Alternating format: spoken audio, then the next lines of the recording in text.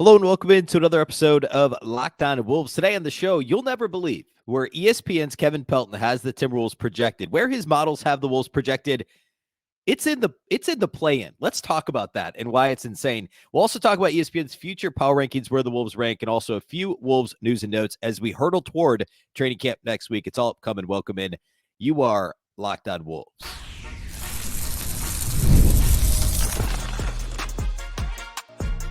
You are Locked On Timberwolves, your daily Minnesota Timberwolves podcast. Part of the Locked On Podcast Network, your team every day. Hello and welcome to the Locked On Wolves podcast, part of the Locked On Podcast Network, your team every day. My name is Ben Beecken. This is the Locked On Wolves show. I am the host of the show, and today's episode is brought to us by our friends at FanDuel. You can start the season with a big return on FanDuel. Place your first $5 bet. You'll get started with $200 in bonus bets guaranteed. Visit FanDuel.com to get started. Happy Friday, everybody. Happy weekend.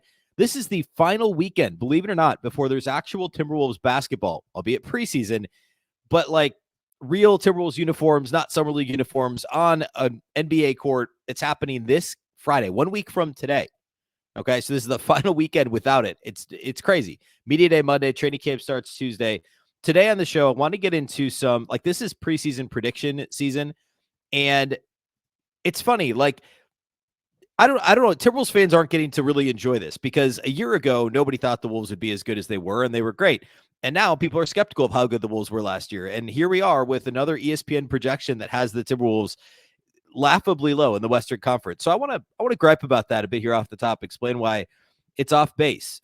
So we'll start there. We'll talk future power rankings, which are also a little bit crazy. We'll also talk about some Wolves notes as we head toward training camp here toward the end of the show today. A big thank you for making Locked On Wolves your first listen every single day. Of course, this show is free and available everywhere. That includes YouTube, as well as all of your favorite audio platforms wherever you like to listen to podcasts. You can find Locked On Wolves. You can also watch on the Locked On Sports Minnesota app on both Roku and Amazon Fire TV. All right. So this is crazy. I'm normally a big, like, I love analytics. I love paying attention to projection models. I think it's great. I think that when used properly, when used with context, when we understand that not every metric, individual player or team metric, is an end-all be-all, and you have to paint yourself a full picture before you can, evaluate something fully, which makes sense. It's great. That's how I like to evaluate things. That combined with obviously watching the actual games and I think all of the above is true. I'm not a very online person in the sense of just going by the numbers or yelling at people to watch games. Like, I think all of the above matter. So keep that in mind when we look at this Kevin Pelton ranking. I think Pelton's generally great. Okay. He put out his preseason win projections for all 30 teams based on his shown projection system. Okay. So it takes his shown projection system, but it also combines it with adjusted plus minus data and what he calls his guesses at rotations for every team based on current injuries in their rosters. Now, let me preface this by saying also that last year, his projections only correctly predicted 9 of 30 teams relative to their over-under win totals last season. So he puts an over-under win total there, and then he also puts what his model projects them at. This year, he added in luck-adjusted RAPM, which is real adjusted plus minus, and believes that it's going to be more accurate this season, for whatever that's worth. I'm not even going to mess with the Eastern Conference today. I'm just really upset about the Wolves ranking. The Celtics are, by the way, I'll just say this. The Celtics are projected at 52.4 wins. Now, I will, another thing to note is that last year, I think he only had 2 teams projected over 50 wins. The model was suppressing everyone towards the mean. And he claims that that's been taken out this year. Now, I think the Celtics probably win more than 52.4 games this year, but that's their number one in the West. In the East. In the West, get a load of this. He's got OKC at 53.7 average wins. So, more than a full win past Boston. He says they're the only team to project in both the top 5 in offensive and defensive rating. I think the Thunder had a good offseason. I think the Thunder will have a good regular season. But to suggest that they're the best team in the league by more than one win seems crazy to me, especially when they play in the West. Number 2 absolutely floored me. The Memphis Grizzlies are number 2. Last year, this model had Memphis number 1 in the West. Obviously, there were a lot of things that were mostly out of their control. Of course, Steven Adams got hurt like right after they published the story, preseason last year. John Morant had the suspension and then got hurt. They had injuries to Desmond Bane and Marcus Smart and everybody, right? So I get it. But to project them ahead of Dallas and Minnesota and Denver and even Phoenix, like I just don't know how you do that. And I understand that the point is you plug in everything into the model and it spits out like it's supposed to be unbiased. I just don't understand how it's realistic to project them second. Could they be? Yeah, I guess that's certainly possible. I don't see how they're, but I don't know how they're not in the 4, 5, 6 range, best case. It just feels like a really aggressive jump. I get that the roster is in much better shape now, but they've also you have to factor in they have a roster full of players that tend to get hurt a lot, and they didn't play last year. There's going to be some rust at the start of the season, and maybe they'll be out for blood, and they'll be out to prove themselves, and maybe that factors in. Like, there's so many things that go into it, of course, as always. But to project them number 2 to me seems crazy. Dallas is number 3 at 49.7 wins. He says the Mavericks won at a 55-game pace after the All-Star break and subsequently reached the finals. Expectations might be higher. He also says they were unusually healthy down the stretch last year. So you have to factor in potential for injury luck, which I have stated is a real thing to think about for the Wolves, because other than Cat's month-long absence, nobody else really missed significant time. Sacramento at 4 to me is maybe the craziest one. And again, like, the win totals are suppressed. So the Thunder are at 53.7, call it 54 wins. Memphis at 51. He's got Dallas rounding up to 50, and then Sacramento's 49.4. So he's got the 4 seed at basically 49 wins. But he, to his credit, to Pelton's credit, he does say in the paragraph beneath it, he only gives like 3 sentences on each one. He says, I remain skeptical the Kings will finish quite this high in the West. And the reason he gives is the fit of their roster. Because, of course, they added DeMar DeRozan, but how do ball-dominant guys like DeMar DeRozan, De'Aaron Fox, and Malik Monk, who I think was 6-man runner-up last year, how do these guys all mesh together when they all need the ball in their hands to be effective? That's a legitimate question. At least with the Wolves, they don't all need the ball in their hands to be effective. Like, and also there's only 2 of them, right? And very rarely are you getting Cat, Ant, Nas all playing together. But even if you do, all 3 of them are more than capable 3-point shooters. Cat being elite, Nas being above league average, and Ant being league average, but a great volume shooter with great range. And if you jump out on him, he's going to take you to the basket. Like, that's just a more synergistic fit than De'Aaron Fox, DeMar DeRozan, and Malik Monk. Denver at number 5, 47.4 wins. He does note that Caldwell Pope leaving is going to impact, or does impact this, and they typically outperform their differential, which would suggest they'd be better than this. Okay, so they're 5th. I'm fine with that. I'll give you what I would. I don't know. I think how I would place the West is a pretty close to a consensus ranking myself. I'll talk about that in a second. Phoenix is number 6 with 45.4 wins. Okay. He says a veteran team that could take a step back due to age. They were the 3rd oldest team last year. Bradley Beal only played 53 games. Durant played 75, which was 20 more than any other season since he had his Achilles rupture in 2019. He's got Golden State at 7. So if you're wondering where the Wolves are, they're not in the top 7. Golden State's at 7. And his point is basically they almost got out of the play-in last year. So, why would they be worse, basically? They had a good point differential. They had some bad luck last year, basically. Your Minnesota Timberwolves are not only 8th, but a distant 8th. 2.3 wins behind Golden State at 7. And he spends a bit more time on the Wolves here because it seems so crazy. So I want to read what he has about the Timberwolves next, and I'll tell you why he's wrong. I'll tell you why his projection model's wrong. And I'll give you my quick, I'm not going to project wins today, but hey, here's how I see the West stacking up as of the start of everyone's training camp, before preseason games start, before we get other injuries and stuff that happens. I'll talk about why I disagree with his ranking. We'll also talk about the future power rankings at ESPN, which are, I'm going to say, also erroneous. We'll do all that here next. Today's episode of Locked On Wolves is brought to us by our title sponsors over at FanDuel. Hey, NFL fans, you can start the season with a big return on FanDuel, America's #1 sportsbook. So when you get a hunch in the middle of an NFL game, you can check out the latest stats, view live play-by-play, and so much more on the same page that you place your bets over at FanDuel. You can do it all at once. There's tons of fun games on Sunday. Um, I mean, like, Sunday is the absolute best. This is the best time of year, really, for FanDuel, because everything's happening at once. You're about to get basketball games that you can layer in as well. Look at the NFL games for Sunday. There's plenty to like. I don't know, like Broncos at Jets is intriguing to me. Jets are 7.5-point favorites.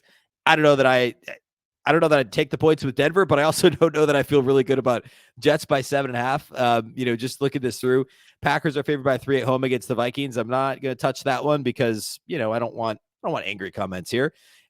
Rams at the Bears. I know that the Rams aren't anywhere near fully healthy, but the Bears -3 at home. I think I'd take the Rams and the points on Sunday at noon. But lots of fun games over at FanDuel. And again, if in the middle of the game you want to place a live bet, you could do that on the same page where you place your bets. You can see the stats, live play-by-play, and so much more. Get started with $200 in bonus bets guaranteed when you place your first $5 bet over at FanDuel. Again, that's FanDuel.com.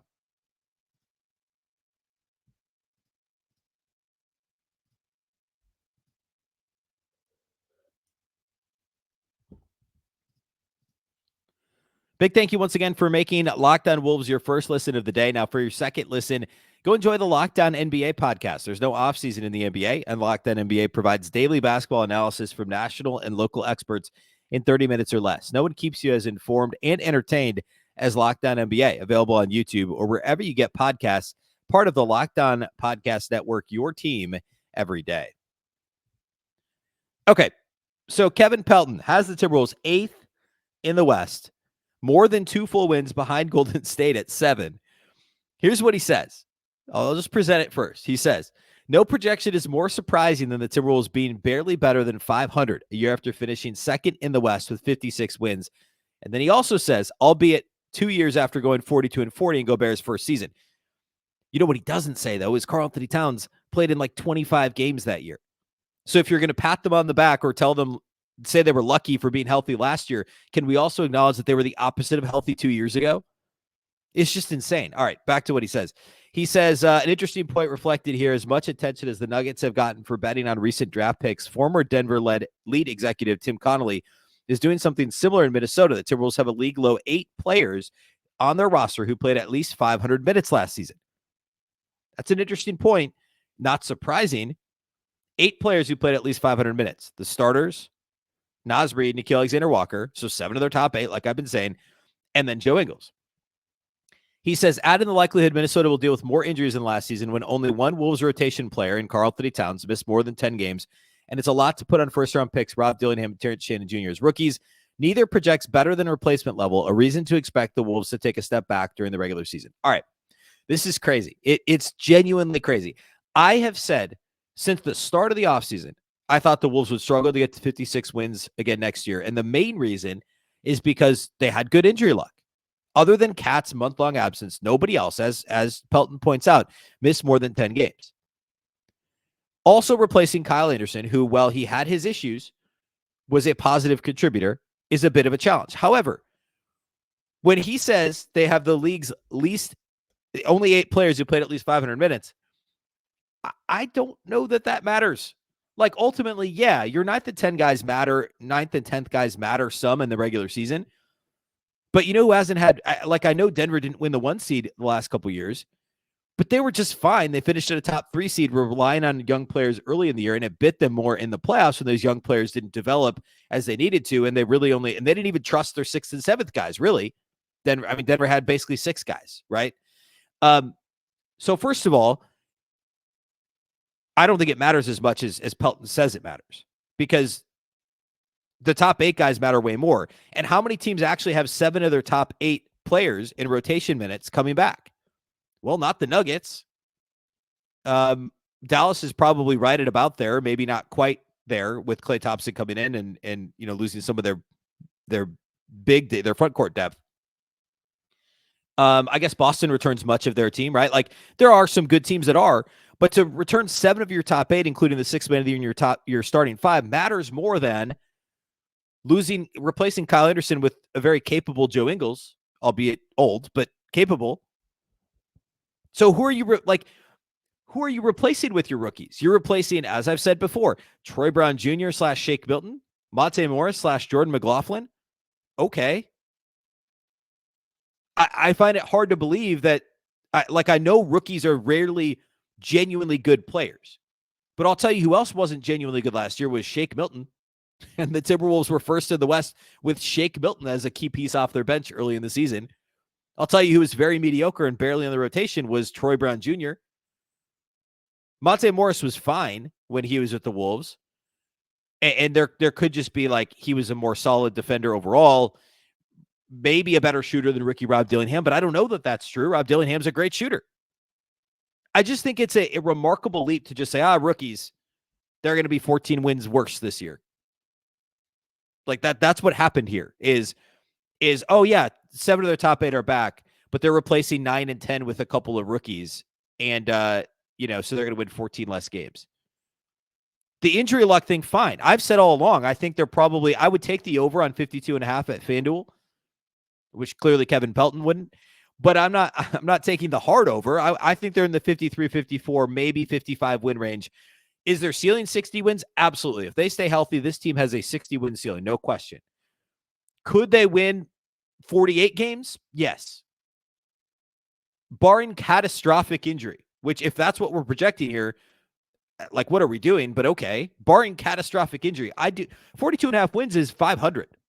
That's where they were 2 years ago, is 42 wins. That's barely over 500. I think it's absolutely asinine to project. I know that he plugs this all into the model and the model spits it out. But to suggest they might, and it's not apples to apples because it suppresses stuff kind of sort of to the mean, even though he said it's just a nuts projection to suggest that they could win 14 less games because they replaced Monte Morris and Jordan McLaughlin with Rob Dillingham and Terrence Shannon. That's going to make that big of a difference. For some additional context, last year, the Timberwolves in this same exercise finished second in the West with just under 48 wins. And I don't know. They had Memphis at 48, which obviously that didn't happen. Denver at 46. But last year, you know where Oklahoma City was in this exercise? They were 11th with 39 wins. So it didn't exactly project OKC correctly last season. Had Houston down at 13th with 33. We already talked about how he only projected 9 of the 30 teams correctly against their projected or their over-under win total last season. Let's see. What else was... They had Golden State at 44 wins and 4th in the West. That didn't happen. The Lakers, I guess, were 8th, which is about right. Dallas was 9th with 41 wins. They finished 5th, I guess, in the West, but went to the finals. Also, regular season and playoff success are 2 different things. I get that. But just to give some context as to how nuts this is.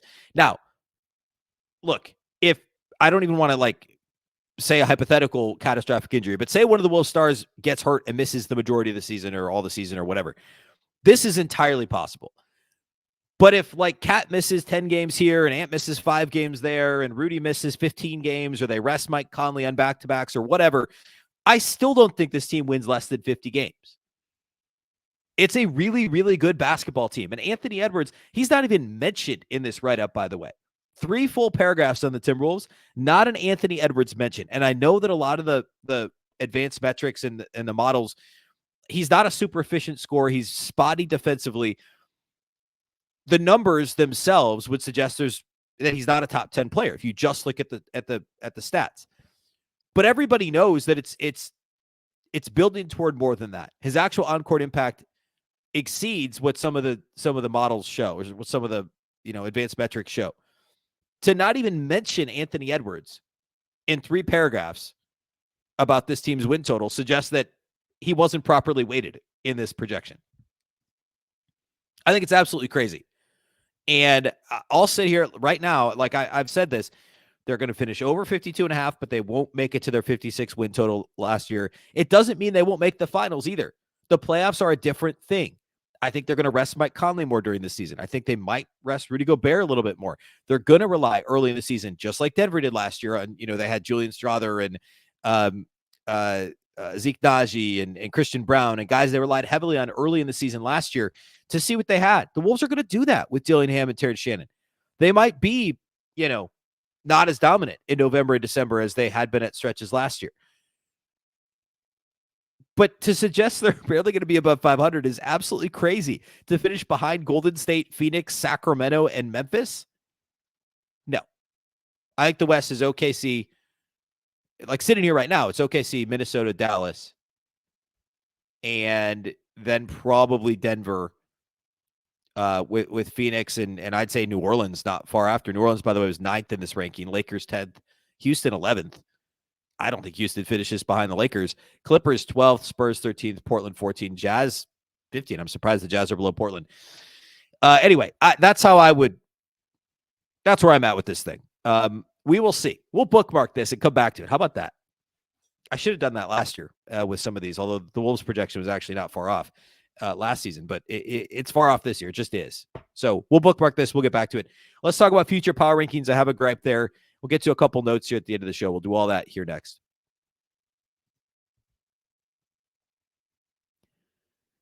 Today's episode of Locked On Wolves is brought to us by our friends over at PrizePicks. PrizePicks is America's #1 daily fantasy sports app with over 5 million active members. PrizePicks is the easiest and most exciting way to play daily fantasy sports. All you do is pick more or less on 2 to 6 player stat projections and watch your winnings roll in.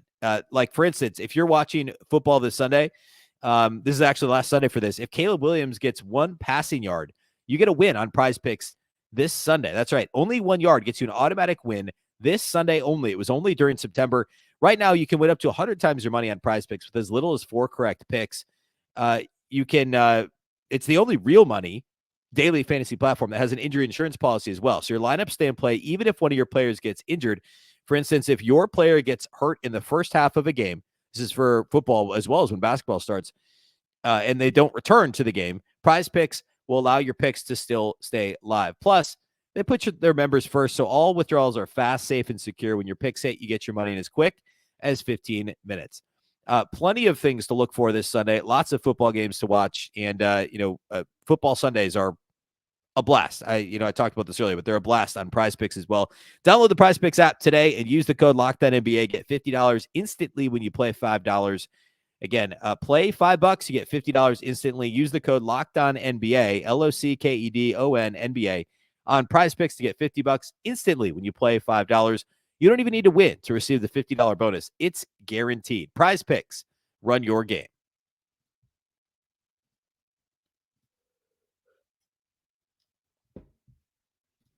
All right, let's close this thing out with the future power rankings. I may spend more time on this next week. I wasn't expecting to rant for that long on Kevin Pelton's stuff, but alas, I did. Future power rankings. ESPN does this. Kevin Pelton's involved in this one as well. It's a ranking that's done by Pelton, Bobby Marks, and Tim Bontemps. Which, side note, Bobby Marks was on, I think it was the Inside the NBA. Nope, that's the TNT show. NBA Today, I think is what it's called. I'm blanking on the name of the ESPN show.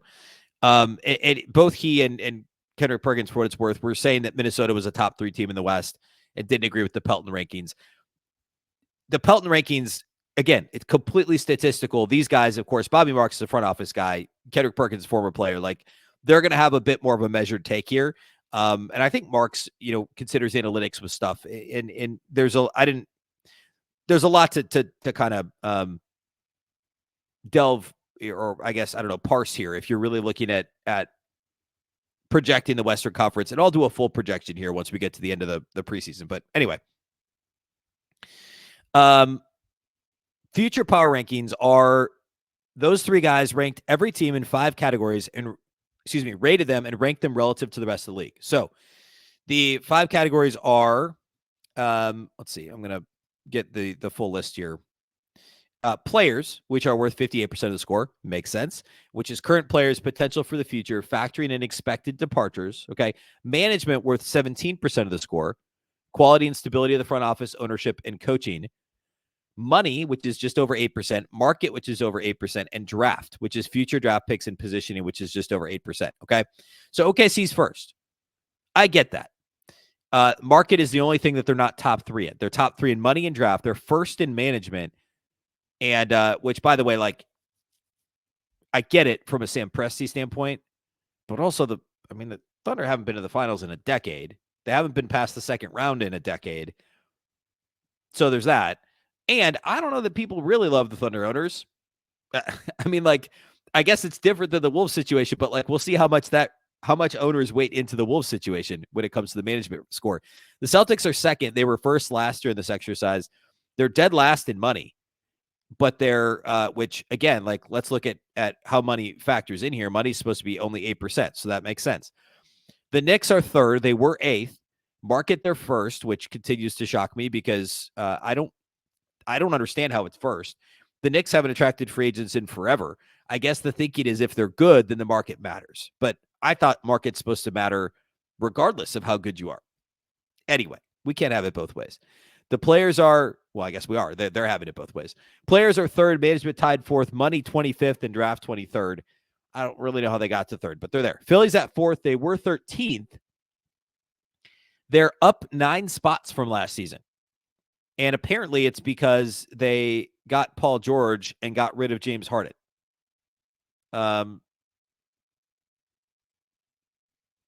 It says a full season with Nick Nurse and Daryl Morey's management of the Harden trade request and its aftermath jumped them from 17th to 4th in management. I don't know. I think that's nuts. The six is crazy. The Sixers being 4th in future power rankings. I didn't even catch how crazy that was earlier when I was looking at this. That's nuts. Dallas is 5th. Previously, we're 16th in this ranking. So, by the way, any ranking where a team is jumping 10 spots in a year when it's supposed to be a future power ranking tells you the recency bias is far too strong for this to mean anything.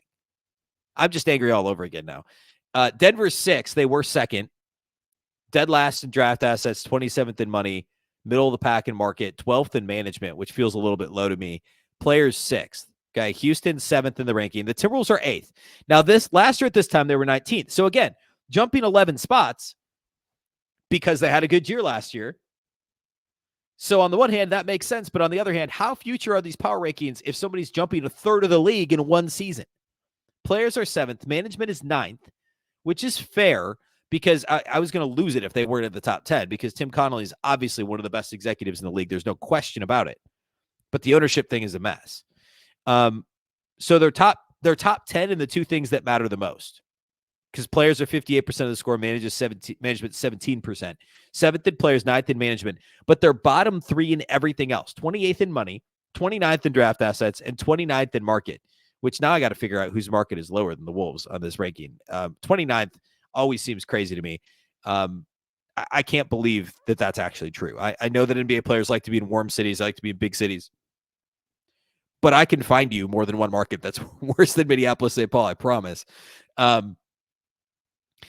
It says, I'll read what actually Pelton did the write-up for the Wolves. He says, a year ago, the Timberwolves all-in deal for Gobert looked like a misstep after they lost the opening round with expensive extensions for Cat and Ant kicking in. Minnesota needed to accomplish more and did just that. The Wolves finished one game out of first in the West, knocked out the Nuggets before losing the conference finals in 5. They now must navigate an expensive roster with few tradable picks, as well as a dispute over ownership of the franchise, but they're built to contend as Edwards' star rises. There you go. Kevin Pelton mentioned Minnesota. Mentioned Anthony Edwards when he was talking about Minnesota. What a world. I can't believe he did that. Market-wise, by the way, OKC's 27th. Memphis is 30th, which also seems crazy to me. There's no way Memphis is actually 30th. I don't know. I'm not going to get into this. I'm not going to anger entire cities of people if people hear this and don't like it. But like, it just seems crazy to me, the market thing. I get that it's these 3 guys and Bobby Marks has worked in a front office and has these guys have, like, they know what people think about markets, but these 3 guys ranking the markets to me, that to me is the craziest one here. I just don't think it's super accurate. Anyway, that's all I got on that. I think the Wolves should be higher. I think they should be higher than Philadelphia. I think they should be higher than Houston. I get it. No income tax in Texas, and they've got draft assets, and they've got a couple of nice young players. They should be higher than Houston. They should be higher than Philly. You could argue on Dallas and Denver. I think that Minnesota belongs in the same neighborhood as those teams. The Knicks, kind of the same thing. Like, I don't really get the Knicks one because they don't have money or draft assets, but because they play in New York, I don't know how they're third in players. Like, I don't know. That one seems nuts to me too. Boston, obviously, I get. And OKC should be near the top, but having and I actually don't mind them being first. Like, I'm fine with OKC and Boston at 1-2, but having Philly and Houston ahead of Minnesota seems really, really crazy. Golden State's 9th, San Antonio's 10th, up from 18th last year. I'm fine with that because Wemby's nuts. But Magic at 11, Memphis at 12. I don't know. That's all fine. I think it's a crazy, inaccurate exercise, I guess would be how I put it. How I would put it. All right. I don't want to, like, I ran out of time a bit to talk about some of this other stuff. Derrick Rose retired, obviously former Timberwolves player. And so that's news out there. He had been waived by Memphis recently. Karl-Anthony Towns is building a youth hoops facility in the Dominican Republic, and really that deserves more props than I can give him on this podcast. It's really awesome that Cat's doing this, and there's a couple of good articles out there on it, so go check that out. And also the last thing would be the Wolves, and I'll mention this next week, when we go through the training camp roster. But Trevor Keels, who signed earlier this week, was waived by the Wolves. He was on an Exhibit 10 deal. And so what that means is this was a purely operational G League type move where they signed him and waived him so he can get the bonus for staying with the G League team. He gets $77,500, I think, for sticking with the Iowa Wolves for 60 days. So he won't be in training camp in Minnesota, but he can report to Des Moines and be on that team, get his bonus, and still be in the system. The Wolves get his player rights, et cetera, the whole thing. So it was operational. The Wolves now have 20 players on the roster. So Chase and Randall, who had been reportedly that he had agreed to terms a week ago or 2 weeks ago now, I guess, there's a real chance they re-sign him now before training camp next week. So we'll keep an eye on that. Monday's media day, so we'll talk about everything that comes out of media day. We'll look at the roster as training camp kicks off. We'll start player previews next week. So a ton upcoming on the show. And a week from today is the first game of the preseason for your Minnesota Timberwolves. We'll get to a bunch of stuff here next week as we gear up for the season. That's all we got for you today here on the show. A big thank you for making Locked On Wolves your first listen every single day. Of course, this show is free and available everywhere. That includes YouTube, as well as all of your favorite audio platforms. Wherever you like to listen to podcasts, you can find Locked On Wolves. You can also watch on the Locked On Sports Minnesota app on both Roku and Amazon Fire TV. And you can follow this show on X at Locked On T-Wolves, and also at Beecken with 2 B's, 2 E's, C-K-E-N. A reminder that for your second listen, you can go find Locked On NBA, where the local experts keep you updated daily on all the biggest storylines ahead of the season. Find Locked On NBA on YouTube or wherever you listen to podcasts. Once again, I'm Ben Beecken. This is the Locked On Wolves podcast, and we'll catch you next time.